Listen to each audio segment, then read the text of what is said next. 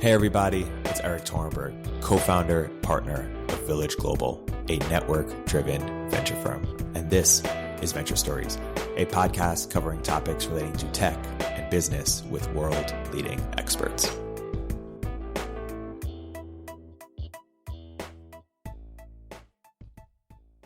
Hey everybody, welcome to another episode of Venture Stories by Village Global. I'm here today joined by Greg Castle of Anorak Ventures. Greg, welcome to the podcast. Thank you. Thanks for being here. And Anorak, is that a nod to Ready Player One? So it's two things. It's kind of a slang term for a nerd in Europe. So anoraks are people who are deeply focused, bordering on obsessive and niche subjects. Yeah. And then it's also a nod to Ready Player One, which it was the avatar's name of one of the main characters in the book. Huh. And so the focus at Anorak is spatial computing. What do you say is the theme and the thesis behind what you're doing? So I think, when you reached out to me and we were talking about the podcast and you mentioned we're going to focus on VR, AR, I think spatial computing is a more inclusive term that's more accurate as to all of the kind of software and hardware around quote unquote VR and AR. So, it encompasses things like computer vision that people are using and location and all the other things around that help make VR and AR possible.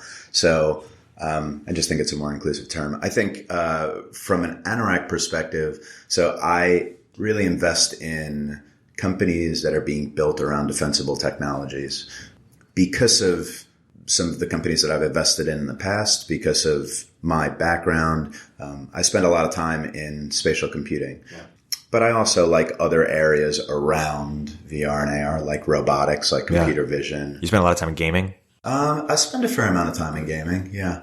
But also I think honestly, we're in the epicenter of innovation being here in Silicon Valley. And I'm also opportunistic. And when I see good founders working on really interesting problems, then I like to take a look and sometimes participate as well. And when was the moment, because you've had pretty varied experience in different sectors. When was the moment that you said, this is what you want to double down on as an investor? If I had to bring it to one point, it was when I first tried on a headset, the prototype. Where it really kind of blew me away. There's times in everyone's life, I think, where you try a technology and it's like magic. And for different people, it's different things, right? Some people, it's the first time they play a first person shooter. Sometimes it's the first time that they see, a robot in action. For me, it just happened to be the first time that I tried on that headset, and it was magical. Totally. And so some other VCs have tried on that headset, but said, hey, you know what? It's too early for me, or it's too risky, or I just don't see the venture opportunities right now. What do you see that they don't see? The thing that, look, there were loads of no's for Oculus in the beginning. Founding team can tell you that way better than I can. I think the perfect storm, if you will, of me and determining that it was an investment that I wanted to make was not only having that magic moment, but also, and being wowed by the technology, but also knowing the team that was getting together behind the opportunity and knowing what that team was capable of, because I had worked with them beforehand. I had known them for a while. And it was like that perfect marriage of like, this technology is magic. And this is the type of team that could create something amazing. Totally. But what do you tell other VCs? You bring them your deals, and if they just look at you and say, hey, we're just not doing this right now. We think it's too early. What is the most convincing evidence you have that, no, they should be thinking about some of the stuff right now? It's a good question. I mean, timing is everything in venture. You invest too early and it's no different from being wrong. I think you've got to have a long-term perspective on where the future is going. And that long-term perspective has to include things beyond just these stupid rectangles that we all carry around and laptops that we're on. You have to believe that future is going to be a more natural way to interact with technology. And you have to have the patience and the durability and the excitement and the understanding that it's going to take a while to get there, but ultimately that is where we're going. And so if you've got that belief and you've got, and your time horizon lines up with that future, and you have confidence that the team, look, the future is not coming tomorrow. Augmented reality is not coming tomorrow. It's going to be a while till we get there. But there are lots of different things that are investable along the way, that can help, build the fundamentals of this kind of spatial computing future. Right. And so I think, look, that's a hurdle that I have to overcome when I make an investment as well. It's like, we've got 8, 9, 10 years, I think, before we get to an interesting place with augmented reality. What is your plan for years 1, 2, and 3? Right. And then really believing that if they're able to accomplish steps 1, 2, and 3, that it's going to put them in a great position for steps 4, 5, 6, 7, 8, 9, 10. Yeah. So I think those are probably the two factors, is making sure that they align with the vision of what the future looks like, and then helping them understand how what that company's go-to-market strategy is and why it makes sense. Totally. And I want to get into some of the stuff that we're investing in today, but first let's take a minute or two and paint the future a little bit. You mentioned, moving beyond our laptops and squares in our pockets, meaning our phones. What do you see? Where are we moving toward, regardless of when it is? What is the future that you have in mind? I think what excites me is that we're still in a phase where there's so much information now that's available to us all the time.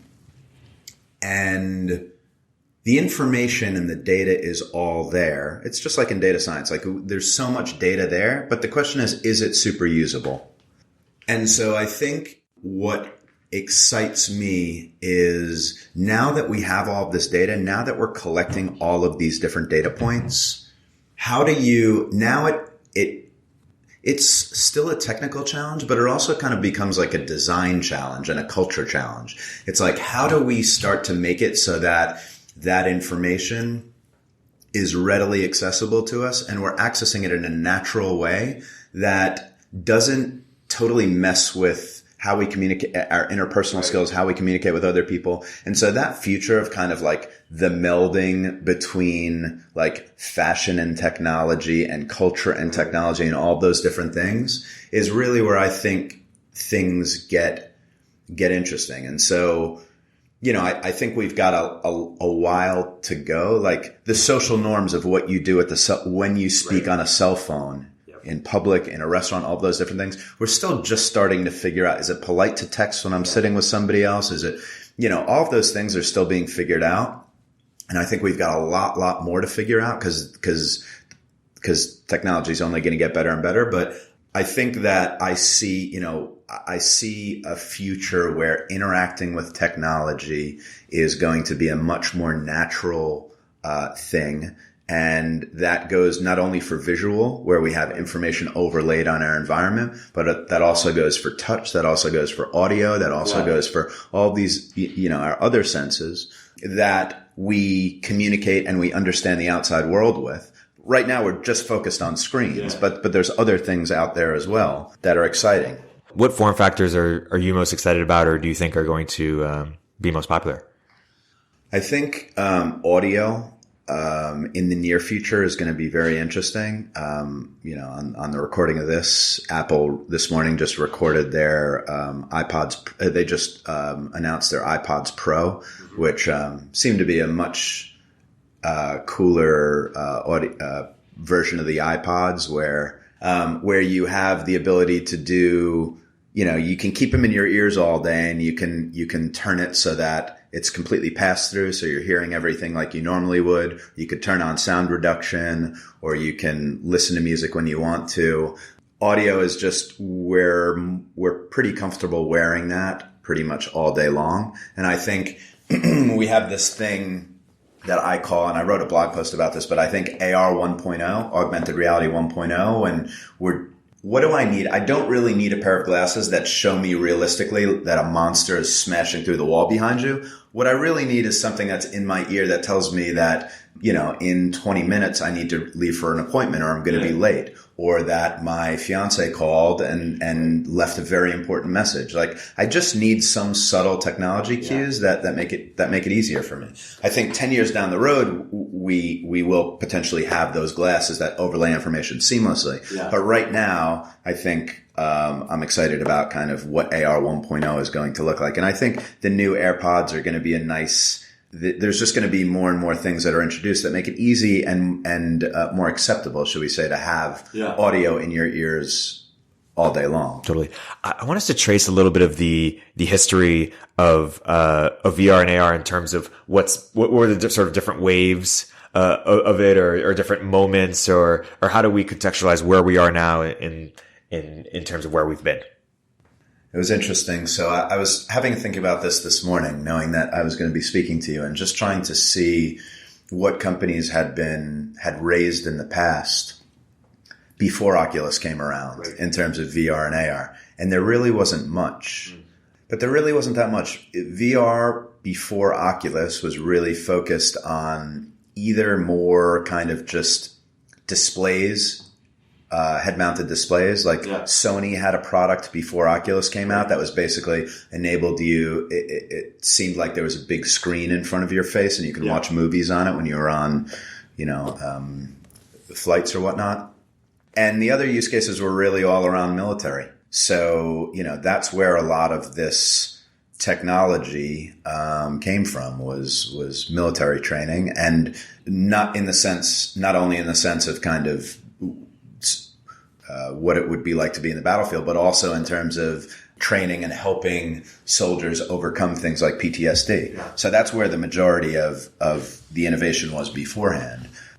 So, I think Oculus really opened up the doors from a consumer perspective. And then post-Oculus, there was a whole lot of excitement. Yeah. Is Oculus sort of like the iPhone moment, or is it like whatever's 10 years or 20 years before the iPhone? It's difficult to call it an iPhone moment because the iPhone was, came out of the gates with a very capable piece of technology. But I think it was an iPhone moment in the sense that people saw and got excited about the technology.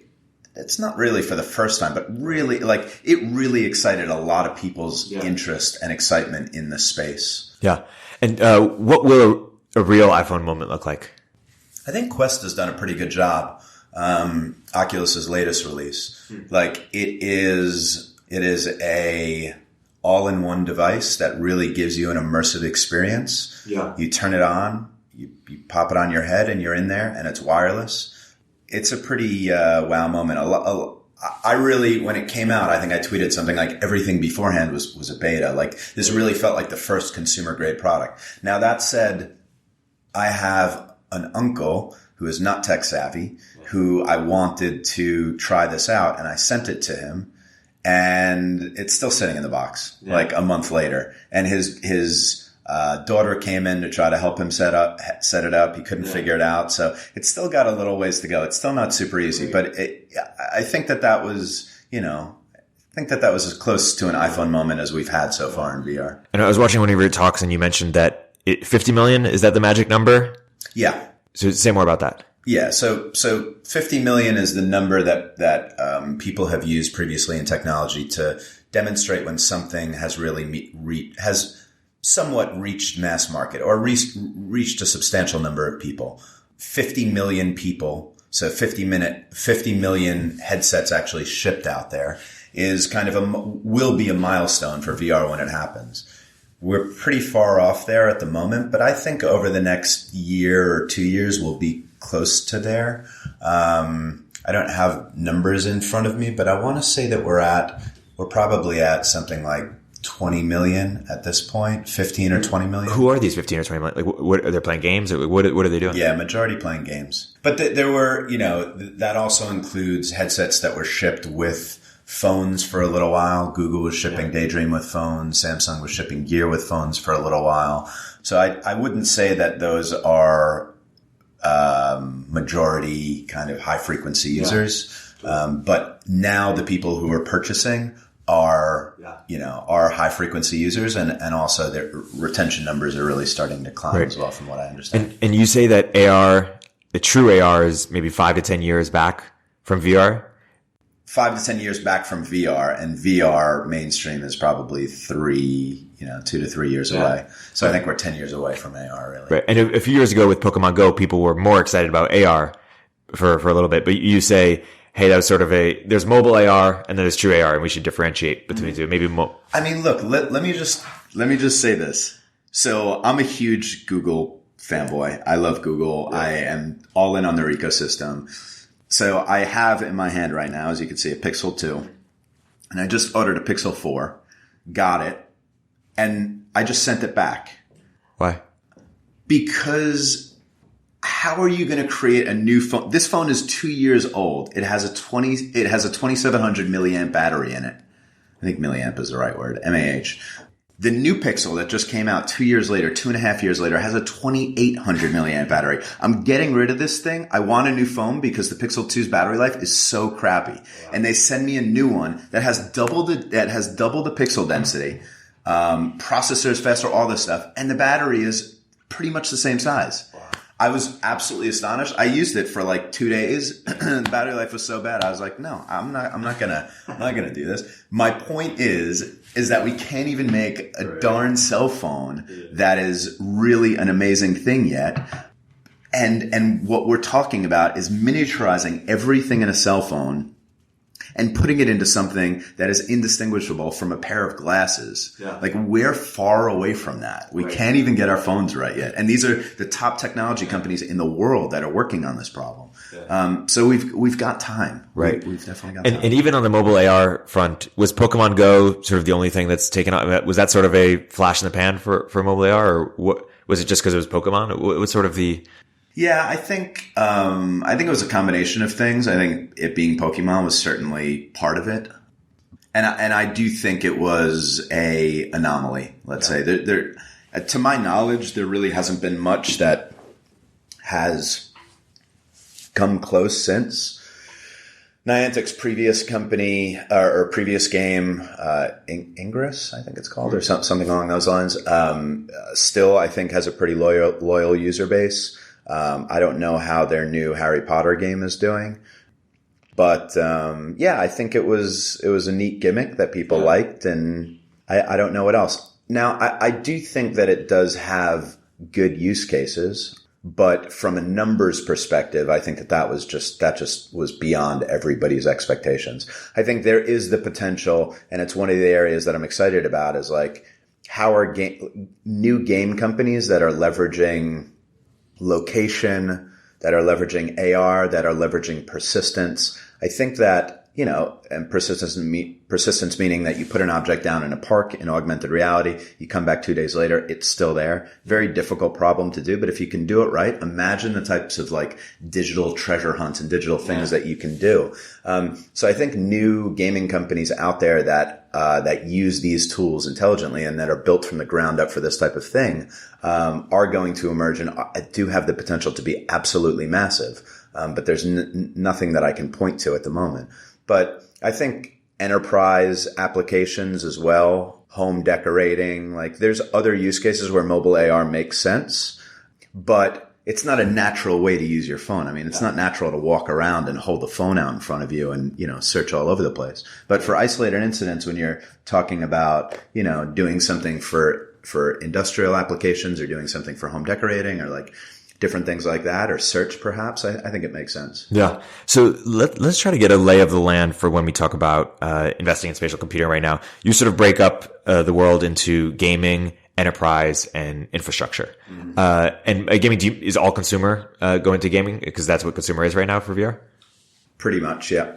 So I want to unpack those three categories and what are the different sort of subcategories within them, or how do we sort of make sense of them? Sure. So I think gaming, gaming is the most obvious one. You've got your bigger players in there like Valve, Oculus, Sony, and other game publishers who are also interested in getting into the space. And how do they compete with sort of the non-VR gaming ecosystem, or sort of esports, or how does that interface? I don't know if it's necessarily them competing. I think AR and VR is just another avenue that a lot of these companies are exploring. Right. So when are we going to have a unicorn company in that space, or are there no startups likely to?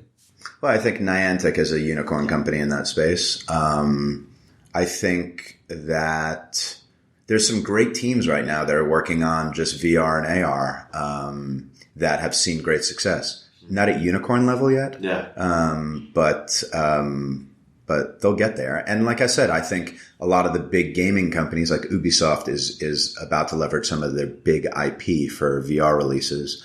I think that we're going to see these companies that are unicorns that are coming into the space. Yeah. And so have you invested in any VR gaming companies, or have you looked at them, or what really excites you there? Where do you think you would make a bet potentially there? I have. I think that interaction in VR is a really exciting, like that was another one of those magic moments that I had in VR, was when I tried out a game that now allowed me to interact with somebody else. And it was just one of those just kind of mind-blowing experiences. And so I love the social aspect of VR. I'm invested in a company called Rec Room. They're previously called Against Gravity, but their product was Rec Room. Now they're just called Rec Room.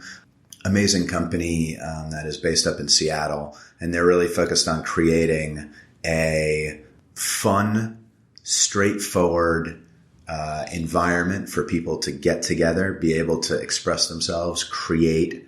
There's a lot of user-generated content in there. There's a lot of people they built all these amazing creation tools that enable people to create their own worlds. And then they keep things kind of simple in terms of game mechanics. VR is difficult enough as it is. Like there's a lot of people there's a steep learning curve there. And I think that what they've done is they've hammered home just really fun and straightforward gaming mechanics, so that you can get in there and you can jump into a paintball game and it's like, oh, this is paintball. I get it. Like I have a gun. I'm meant to shoot the other team. Boom. That's it. There's no, crazy upgrades. There's no, there's no super complicated game mechanics that some of the more standard gaming companies have created in order to kind of differentiate themselves from the pack. So I really love that company. The leadership are a bunch of visionaries in this space. Do you put Sandbox VR in this category? Yes. Well, Sandbox VR is more location-based entertainment. So that's another group of companies. So things like Sandbox VR, The Void, which are building these experiences that people travel to get into VR. It's kind of a bit ironic, because the whole, one of the things about VR is that it can transport you anywhere. So to actually have to get in your car, drive someplace, and then, only to hop into VR is quite funny. But anyway, that is Sandbox VR and The Void are very cool experiences. And they allow you to hop into a VR experience, but they match your physical world with what you're seeing in VR. And so you can walk around the giant warehouse that just, if you were looking at it from a top-down perspective, it would look like a rat's maze that you're walking through. But because you're in VR, the walls, rather than just being plain pieces of plywood, are actually, gates that are, that are this amazing kind of like iron that are blocking out heat coming from the other side. Like, so you can do all kinds of things in VR, and you combine the two and you create these LBE or location-based entertainment. And why does an A16Z, Andreessen Horowitz, back up the truck and put a lot of money in a company like that? They think, how does that become a unicorn? Just people, that becomes a cultural movement that people are just doing that at scale, or is that just a wedge into get into something else? That's something that you'd have to ask. I can't answer that question. Okay, that's fine. I think location-based entertainment is interesting, but how it becomes $1 billion opportunity is something that I don't. Yeah, are they getting some data they're using for some other thing, or I have no idea. You mentioned another company you missed. Yeah, I'm also an investor in a company called Drifter, which is an amazing team. They're kind of just like super high caliber game developers previously from Epic and EA and a bunch of top studios, and the guys just kind of all connected over their shared love of virtual reality and are creating some pretty amazing experiences. They're drawing on their AAA title FPS experience, but look, the market is early, and because of the type of work that they put out, they've had a whole bunch of inbound interest of people saying that we see what you're able to do. We'd love it if you would work with us and help us bring this IP into VR, that IP into VR. So they're really busy, and the quality of content that they're putting out is unbelievable. Yeah. One thing we haven't talked about is, or mentioned is, Philip Rosdale's contribution for Second Life and then with High Fidelity. What do you find that's interesting or noteworthy, or how has that affected the space? Or to be honest with you, I haven't tracked them as much as I probably should. I think Second Life is an incredibly interesting game, and surely there's some learnings there with Second Life that they should be able to leverage with High Fidelity. But I haven't really been tracking them. Yeah. How about enterprise? So there's a couple of different areas in enterprise. I think training is one that has gotten a lot of attention. Biggest deal yet done in the private sector with enterprise has been a company called Striver that has inked a deal with Walmart. And they're using VR to train people how to be better sales representatives. So I think that's one example. Another example is a company called Oso VR, which does medical training, highly immersive training for doctors to help them practice and get comfortable with different things that they're going to see in the medical room, and also comfortable with different devices that they're going to be using in the medical room. And they're getting some amazing traction. MarkSent is another company, also an Anorak portfolio company, that is developing a content management system and software stack essentially to enable people to visualize e-commerce products wherever they are.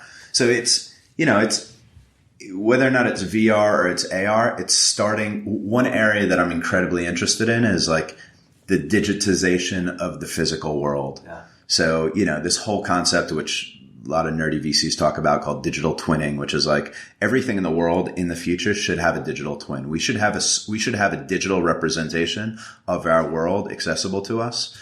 And we're so far from there right now. Yeah. But in the future, if everything is done, if software really eats the world, then having all of the world, a digital version of it makes perfect sense. Yeah. And so whether or not that be for, I think e-commerce is an obvious place right now, but for other industrial applications as well, when you're, building new structures, when you're for maintenance of existing structures, for industrial applications, for designing products, all these different things. All these things are going to have. There's going to be a need to have a place to be able to organize and serve up this content, and so that's one of the things that MarkSent is doing. Is there this idea where when the internet became ubiquitous, there was sort of this tendency to take everything that was done offline and put it online, an online copy version, and some of that was very successful.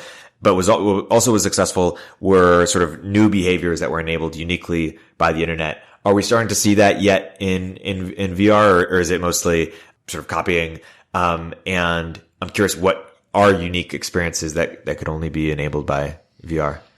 It's a really interesting comparison. Like, when the internet first came around, it was just like everybody was just like, we just put everything up there and it'll work just the same, And what happened? A lot of dead bodies and the bubble. I think I see some of that in VR and AR, where it's just, that works on your phone. Oh, that should be in VR as well. And so that's one thing that I would caution founders about, just doing something because it's cool rather than actually solving a problem or really thinking through the use case. Yeah, from an enabling technology standpoint, it's interesting. It kind of takes me back to the beginning of Oculus when as soon as people knew that I was involved in Oculus and I started to have conversations with people, the ideas that would come out of people were everything under the sun. Oh, you can do this. Oh, you can do that. Oh, you can do this. And the founders of Oculus heard this even more than I did. And sometimes you just wanted to shake people and be like, yeah, if you're replacing the physical world with a digital world, you can do anything. Yeah. Like you can literally put people anywhere you want them to be, doing anything that you want them to do, whatever it is, gaming, whatever it is.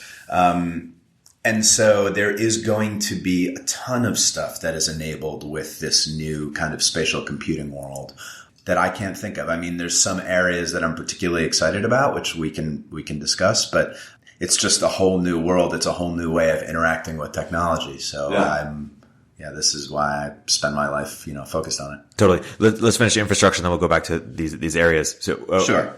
So I would say, the infrastructure, the last piece. So you've got gaming, you've got enterprise, and then you've got infrastructure. The infrastructure are kind of the pipes and the foundation and the things that make this all happen. Spatial computing, that is. And so that's everything from, the hardware to hardware with, and hardware providers being Oculus and Sony and HTC, to software. And that's, included in that are things like middleware, like Unity and Epic, and Microsoft. And, lastly is connectivity when you're dealing with, especially when you're dealing with AR, but, when you're dealing with the ability to connect different people in virtual worlds, connectivity is a big part of that. Yeah. So, those are kind of the three. And sorry, just to finish this off, I think infrastructure is a tough place. I think initially, people, including me, I was really excited as this thing was starting to unfold with kind of the picks and shovels, the tools that developers were going to use. But I think a fair amount of that groundwork has been laid already. And I'm not as excited about the infrastructure level anymore from an investment standpoint. I mean, it is so expensive to spin up a hardware company in this space. Like it's expensive enough to create a new sensor that tells you whether or not your door is open or closed. That's a difficult thing to work. That's a difficult hardware company to back. But then you talk about building hardware that there really is no precedent for, and you're really trying to push the envelope. Yeah. It magnifies the problem by 100. Right. And the amount of capital that's required to do that is just monumental. I love the guys at Varho. I love what they're doing. Varho is a company that they're based in somewhere in the Nordics, I believe Finland. A bunch of Nokia guys spun out to do this, and they're building an amazing headset. And it's enterprise grade. It's more expensive. And I really like the guys, and I tried the product, and the product was fantastic. But ultimately, from an investment standpoint, as a guy who runs, Anorak is not a big fund. Yeah. We write early stage checks, $200,000 to $500,000. Yeah. I know how long that ride is going to be to create a successful company, and I know how much capital it's going to take. And so I couldn't get there. So it might be a fit, it's a fit for some companies, hardware, but in this space, but it's not for me. And then in terms of the connectivity and the software space, like, I don't know, there's a bunch of people who I've spoken to who are solving very specific problems, and I have some investments in the space, but it's, the whole, what it takes to create the experience in spatial computing is, say it's a foot long, and these people are solving things at like an inch a time or a half an inch a time. And they're solving, a half inch of the overall problem. And so there's so many dependencies on other parts of the chain and things like that it just makes me nervous to invest in those things. Totally. So what are the things you're looking to invest in, or the white space that you see, or that hasn't been yet done by the incumbents, if a lot of the infrastructure has? So I think this is super boring, but I think that because devices are still so clunky, I think companies that are helping to remove friction from the whole process, I think there's a really interesting opportunity there.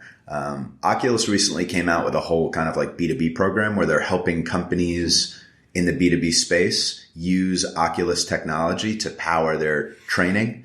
And they're trying to make it easier, but they have a long way to go. And I think like there's an opportunity for a company in the almost in the services space to help out. I think that's one interesting area. You're generally very excited about simulation.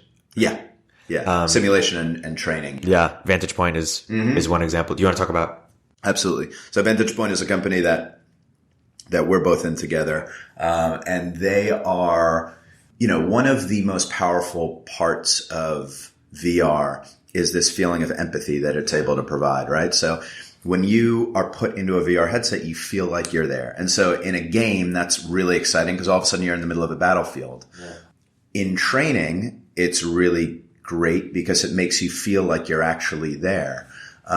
What Vantage Point is doing is Vantage Point is leveraging virtual reality to train people train people essentially on sexual harassment and sexual kind of sensitivity training.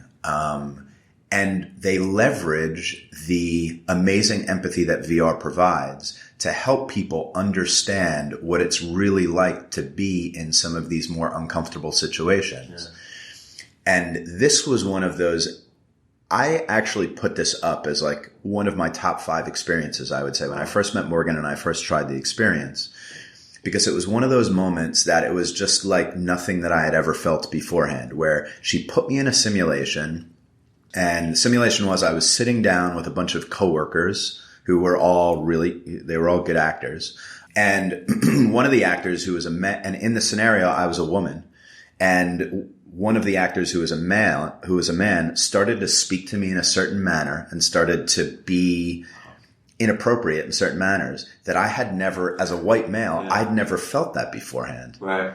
And all of a sudden it was like, holy cow, this is what it feels like. And it gave me a whole new sense of empathy, that I never would have otherwise been able to get. Yeah. And it was the most effective sexual harassment training I have ever gotten. I mean, I've been in rooms where a teacher has been up there who's told me what I can and can't do. I've done multiple choice tests on a computer where I've been, on my phone with one hand and the other hand, I've been clicking through the boxes. But nothing else came even close to this. It was like a 10-minute experience or something like that. And this is an experience that's uniquely enabled by VR that you couldn't just get on the internet.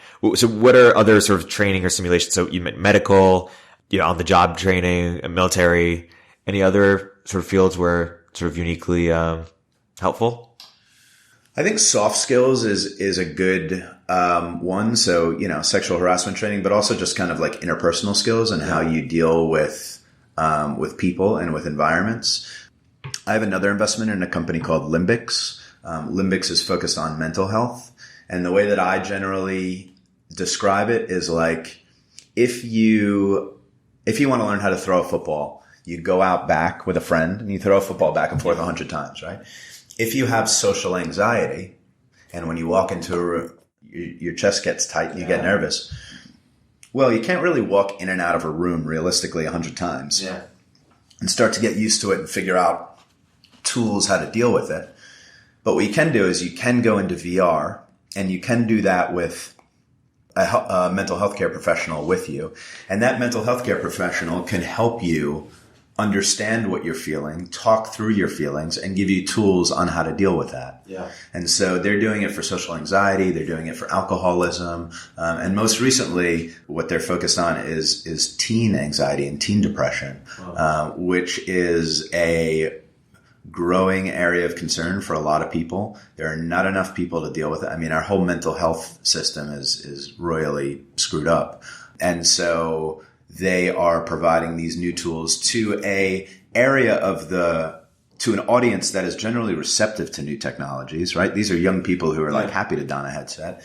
And that's what they're focused on now. So I think mental health training in the space is incredibly exciting as well. Yeah. So let's talk about 3D a little bit. You have CMS for 3D assets, non-wearable 3D devices. Those are some of your ideas. And in general, you're excited about sort of enabling the transition to 3D. Talk a little bit about where you're excited there.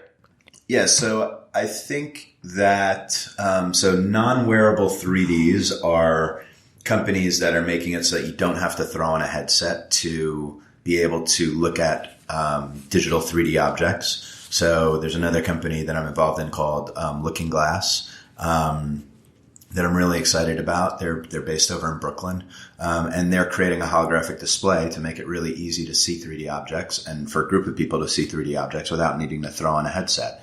They actually have a new product coming out that I'm not allowed to speak about, but I saw it the other day, and that was a total mind-blowing experience. Stay tuned for more on that. I think that the freedom that the digital world provides in terms of collaboration, in terms of editing, in terms of, it's just like, how much easier is it to edit a document on a word processor than it is pen and paper? Right. So all of those benefits of 3D, I think are just going to become more and more realized by people. And so all of the tools that kind of facilitate that facilitate bringing our world, our physical 3D world into the digital, are all areas that I think, stand to see really substantial growth over the next decade, whether or not that's data ingestion. So how do you pull in all of this? How does my headphones, that I love, how do those get into my digital world, a digital representation of them? How do you do that easily? How do I store all of my digital objects?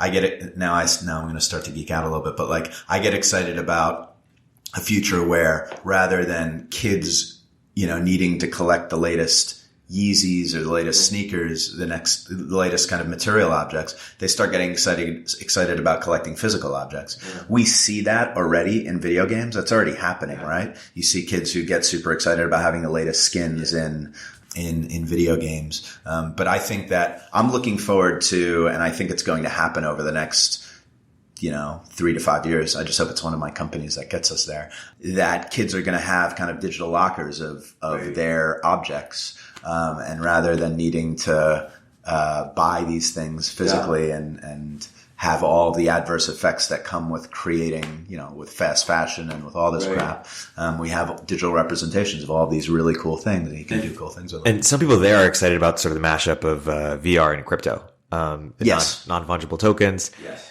Have you looked into companies there or gotten excited about any of the companies there? Are you properly skeptical? Signal to noise on crypto is still very difficult for me. Yeah. But it is definitely an area that I'm super excited about. I have an investment in a company called Sketchfab, which is based out of New York, and they are the number one repository for 3D objects in the world. They have more 3D objects than any other place on the web. And right now they use, they're kind of creating this digital locker for people's 3D objects. And people can sell their objects and do different things like that. But I do think in the future, the ability to create something in limited quantity and have value and traceability and all those different things. I think blockchain is a natural way to make that happen. When we look at sort of the last 3 years and sort of the biggest evolutions to today, and then we look at the next 3 years, I'm curious, how would you trace, and you started your fund, just under 3 years ago. So what are some of the biggest changes you've seen in the space? And I'm curious, what is sort of the biggest inflection points you think will hit in the next 3 years? I think that basically from Oculus, so from, let's say, kind of that sale or right around there, so let's call it 2014, I think 2015, to when I started my fund, there was a bit of irrational exuberance around VR AR, and everybody was just crazy excited about VR AR. I'm not sure why. I'm not sure what people were like. I'm not sure, people didn't really have a sense of what it was going to become.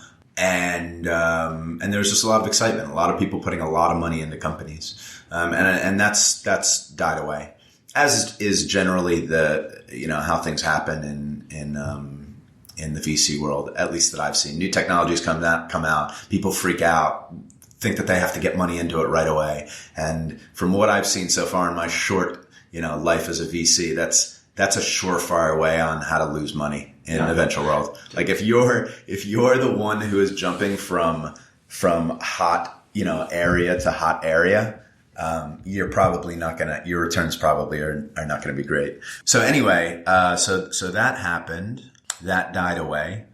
And then I think that, from an inflection standpoint, and there's just less money going into early stage VR AR companies, or early stage spatial computing companies, I should say. There's still companies, funds that are doubling down on their existing bets, but I see less going on at the early stage. I think an inflection point is going to be, I think that the Quest was kind of an inflection point. I think this holiday season will be an interesting time. I think we'll see some great numbers. Mark Zuckerberg said, I think it was Mark that said it. He was like, we are creating these things as fast as we can. Yeah. So they are somewhat constrained, I imagine, on the supply side. But I do think that this is the first time that you can really get a unit that is just all in one, ready to go, puts you in an amazing experience, and it's at a decent price point. Yeah. So, Facebook has a strategy here, obviously. Google has a strategy here, obviously. Netflix, Sony, Apple. 10 years from now, we come back, we're doing this podcast. Who's made the most money, either directly or indirectly, from, of the incumbents from spatial computing? And how do you think about sort of the different strategies? Microsoft, obviously. How do you think about different strategies they're deploying? It's a good question. I think Microsoft is in a good kind of sleeper position. They're the operating system that people use. It's kind of, is it coincidence that they're in that position? What meaning, would you have expected that, a decade ago?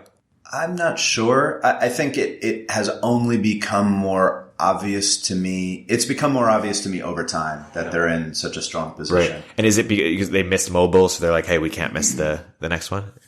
I'm not entirely sure. I just think they have the underlying operating system, and it just puts them in a good position. So I think that they will be in a good position from that standpoint, just being the underlying operating system. And while they have, in my eyes, at least from what I've seen, it seems like they've divested a little bit. Like they were kind of for a little while taking a very interesting approach that I really agreed with, which was like, we'll just provide the operating system and we'll license out the technology, or we'll work with a whole bunch of different hardware suppliers. Let you guys build like the low margin hardware products. We'll help you build the software that'll make it run properly. There hasn't been as much interest. I haven't seen that much push on that side, although they are going in.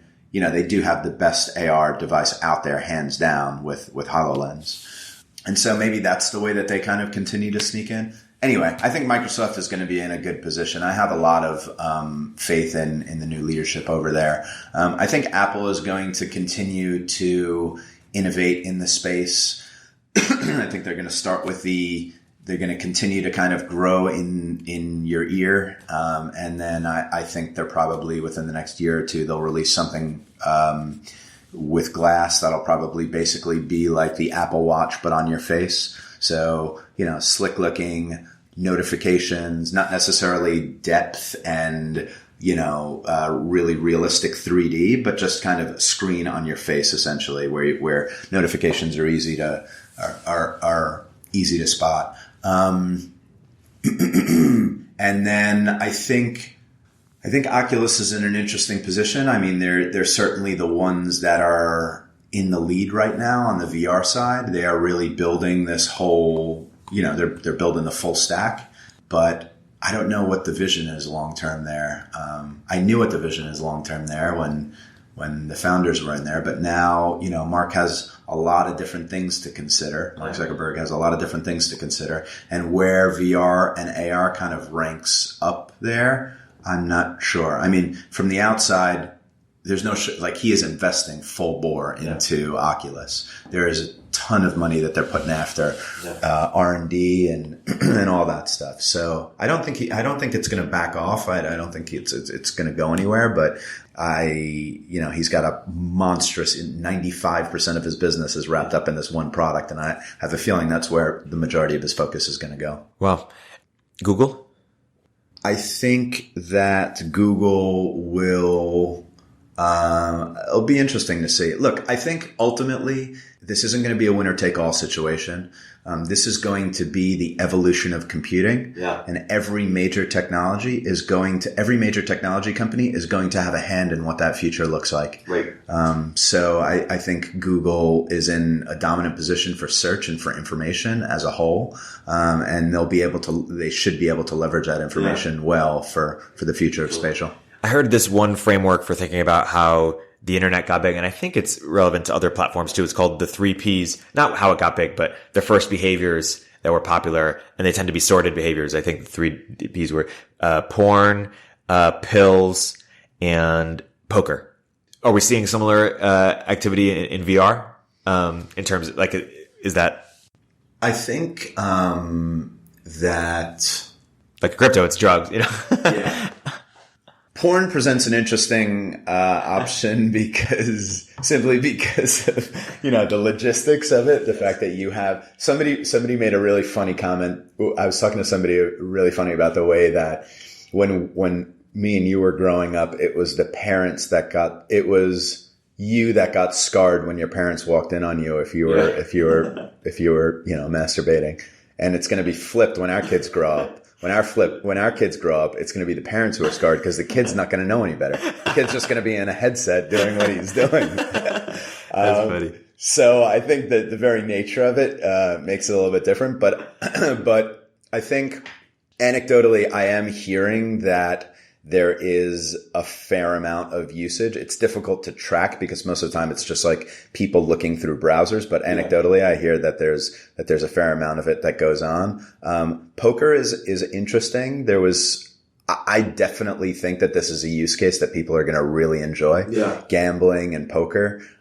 I don't know about pills as much, but poker and porn. Yes. Yeah. And what science fiction are you, most inspired by, or most, did you see as most dystopian that involves VR and AR? Some people say this is a way, in the future as inequality continues to rise and both, economic, but also genetic, once we figure out CRISPR and stuff, that, hey, you'll just put the less fortunate people in headsets and they'll imagine, or sort of live virtual, wonderful lives. Or how do you sort of think about sci-fi in this space? That's an interesting question. I guess this is just on the spot thinking, but like, in video games, there is this notion that people don't like to pay. I forgot what they call it. Not pay to play, but play to win. Pay to win, basically, where you can power up your characters to a degree that they just, you pay a couple $100 and all of a sudden your character is way more powerful than everybody else out there, and you're just wrecking people. You could, in a dystopian, if I'm putting on my cynical hat, you could think about a future where the people who are rich and privileged have AR devices that just kind of gives you an advantage in situations that other people potentially don't. If I've got AR contact lenses in and I've got a subscription to the Wall Street Journal and some other really interesting business periodicals, and I can pull up information faster than you who can't afford it and only has access to what's freely out there or something like that, then I kind of have an advantage over you when I'm in business situations. So I don't know, that could be one where, that could be something that wouldn't be a very pleasant future. Yeah.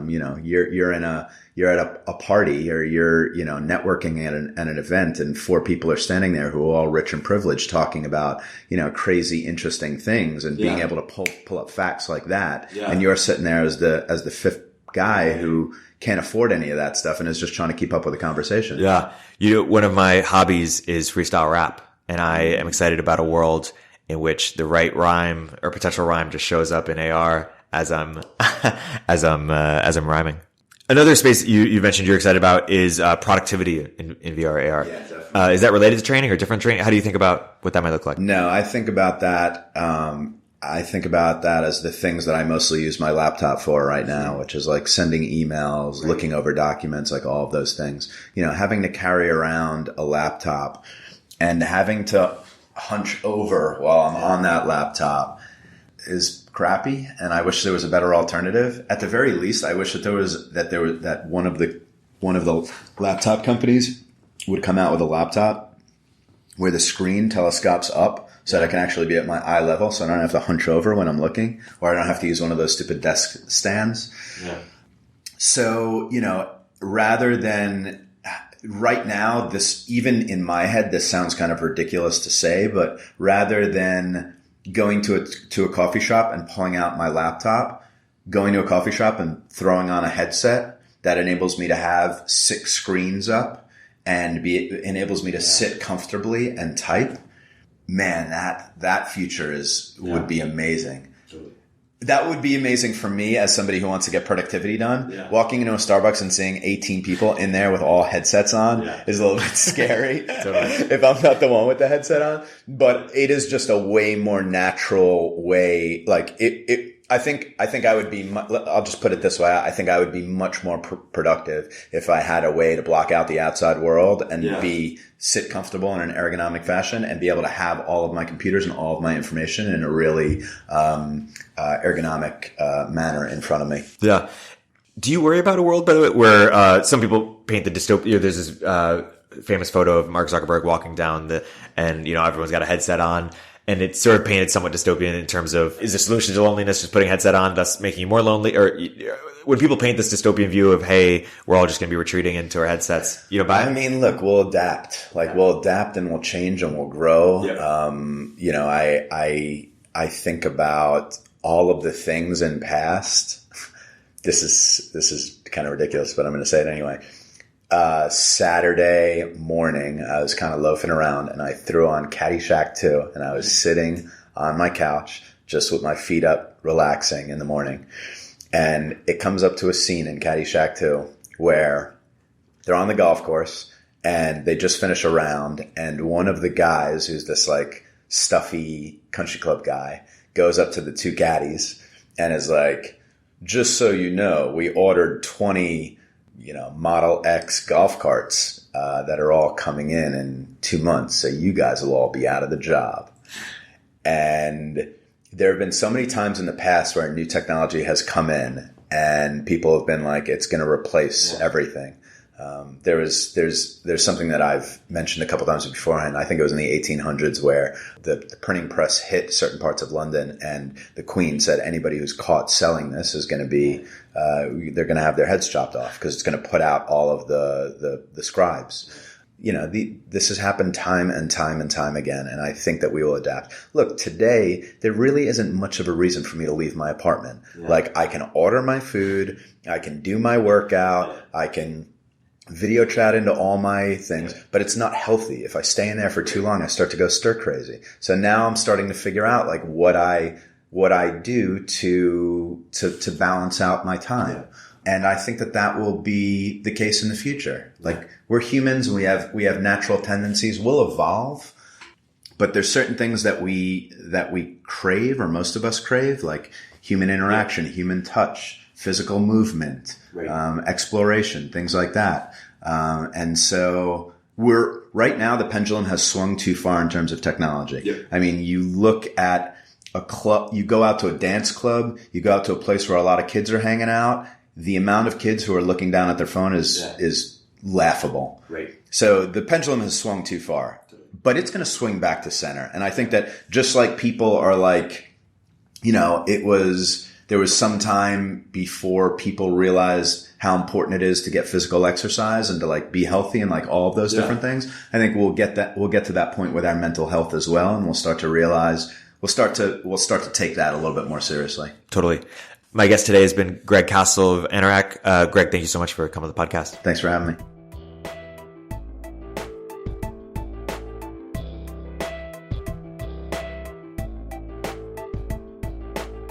If you're an early stage entrepreneur, we'd love to hear from you. Please hit us up at villageglobal.vc/network catalyst.